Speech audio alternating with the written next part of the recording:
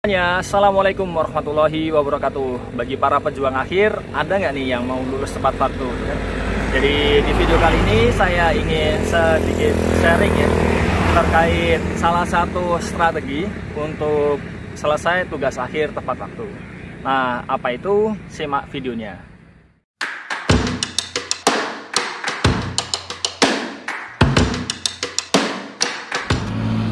Oke, jadi sekarang saya pagi-pagi baru sepedaan ke Wonogiri. Ini jembatan merah putih ya. Jadi ini jalan baru dari Krisak Bablas kalau mau ke Pacitan. Biasanya untuk yang bis-bis itu lewatnya sini ya, karena nggak perlu lewat dalam kota Wonogiri lagi. Jadi kembali ke topik. Nah, waktu saya S1, S2, terus S3 itu berturut-turut ya, saya bisa alhamdulillah ya menyelesaikan dalam waktu 4 tahun, S2 nya 1,5 kurang sedikit dan S3 nya ya sekitar 3 tahun. Nah, itu ya salah satu faktornya yang pasti tugas akhirnya ya. Jadi entah itu skripsi, tesis, disertasi itu kan, itu harus selesai tepat waktu dan relatif lebih cepat dari seharusnya. Nah, bagaimana tipsnya? Mudahnya adalah ya ini, kita harus benar-benar ini ya stick dengan timeline. Jadi saya masih ingat 1 bulan yang lalu, bulan Agustus, itu diminta dari Prodi untuk mengisi studium general tugas akhir untuk menyelesaikan TA tepat waktu itu kan. Jadi itu baru bulan lalu ya. Terus tiba-tiba sekarang sudah akhir September kan. Jadi 1,5 bulan lebih itu sudah tiba-tiba les gitu kan, lenyap. Nah, itu tanpa disadari ya, mungkin sekarang baru 1,5 bulan ya, tapi nanti tiba-tiba wah itu sudah bisa berbulan-bulan, terus progresnya jadi nggak signifikan. Nah, untuk mengatasinya gimana? Nah, buatlah timeline. Jadi kenapa kok jadi penting? Salah satunya ini ya, jadi terutama untuk yang masih semester 7 itu kan kemungkinan besar masih ambil mata kuliah kan? Jadi ambil mata kuliah, terus nanti pas masa ujian, nah itu ya kan biasanya terus langsung stop kan untuk tugas akhirnya. Terus habis itu UTS ada UAS, UASnya ada minggu tenang tuh kan. Jadi udah 5 mingguan plus mungkin habis UAS, terus rasanya capek untuk mikir lagi, pengen refreshing dulu. Nah itu ya, itu hal-hal yang membuat ini ya jadi lebih lama tuh kan. Jadi tanpa disadari itu, jadi meskipun itu cuma kejeda 2 minggu, kejeda 3 minggu, tapi kan mulai ulangnya itu kan susah. Makanya kita perlu timeline.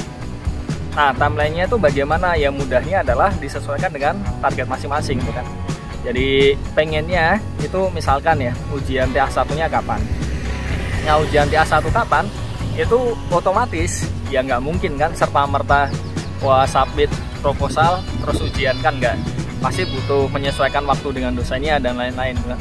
Jadi bisa ditarik mungkin sekitar 1 minggu kan.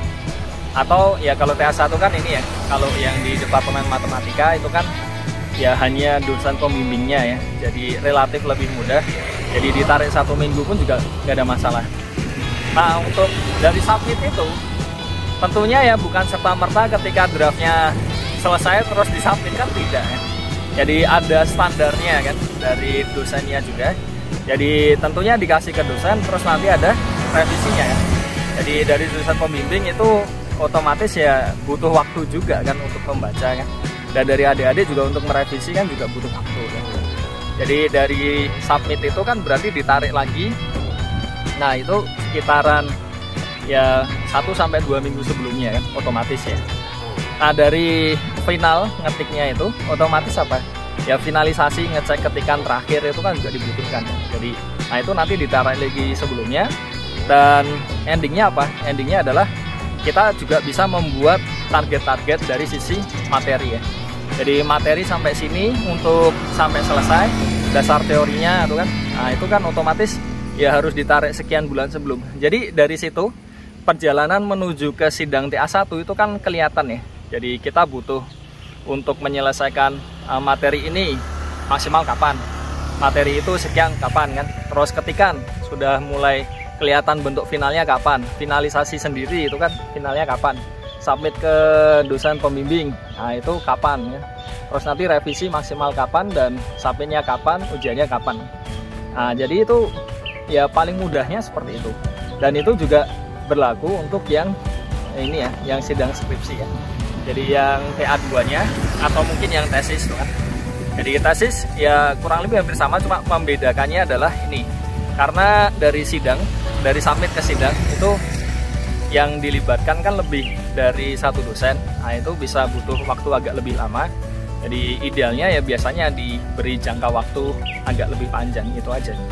Nah, dari situ nanti kelihatan kan untuk yang tugas akhir pertama maksimal kapan, tugas akhir kedua itu baik skripsi maupun tesis, dan itu juga bisa ini ya dilihat untuk yang bagian disertasi juga. Jadi tipsnya kurang lebih sama ya. Jadi kita tentukan dulu ujungnya, mau targetnya kapan, terus habis itu baru ditarik dikit-dikit tuh kan. Jadi otomatis target per materinya pun juga langsung kelihatan.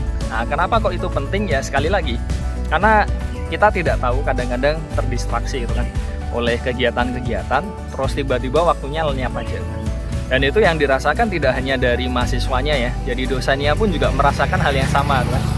Jadi bimbing sepertinya baru awal semester, terus tiba-tiba udah akhir semester aja kan. Dan dosen pembimbing itu paling nggak nyaman kalau sudah ada apa ya batas gitu kan, untuk misalkan yudisium kapan, untuk wisuda kapan, terus tiba-tiba ngejar-ngejar gitu kan supaya segera sidang. Nah, itu paling nggak nyaman. Dan kalau memang ya draftnya itu dirasa belum layak, ya itu sangat mungkin tidak di ACC untuk maju sidang. Jadi bahayanya kan di situ. Oke, jadi itu saja. Selamat membuat timeline. Dan yang terpenting dari timeline itu bukan buatnya ya, jadi konsisten untuk mencapai target-target yang diperoleh. Nah, mungkin ini ya, ada yang bertanya juga ya, kalau misalkan ada target yang tidak diperoleh gimana? Ya otomatis dikejar kan. Jadi yang target sebelumnya ya coba kita ini kejar ketinggalannya kan. Ya mudahnya kan seperti itu kan, kalau misalkan pengen masih sesuai dengan arahan waktunya kan. Jadi itu saja, selamat mengerjakan tugas akhir dan semoga nanti bisa ini ya selesai tepat waktu dan memuaskan.